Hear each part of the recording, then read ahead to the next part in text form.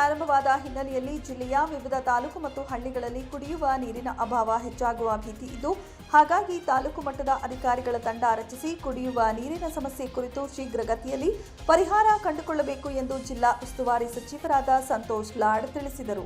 ಧಾರವಾಡ ಜಿಲ್ಲಾಧಿಕಾರಿಗಳ ಕಚೇರಿಯ ನೂತನ ಸಭಾಂಗಣದಲ್ಲಿ 2025 ಹಾಗೂ 26ನೇ ಸಾಲಿನ ಬೇಸಿಗೆ ಅವಧಿಯಲ್ಲಿನ ಕುಡಿಯುವ ನೀರು ಹಾಗೂ ಅಕಾಲಿಕ ಮಳೆಯಿಂದಾಗುವ ಹಾನಿಯ ಬಗ್ಗೆ ಮುನ್ನೆಚ್ಚರಿಕೆ ಕ್ರಮ ವಹಿಸುವ ಕುರಿತು ಅಧಿಕಾರಿಗಳ ಸಭೆ ಜರುಗಿಸಲಾಯಿತು.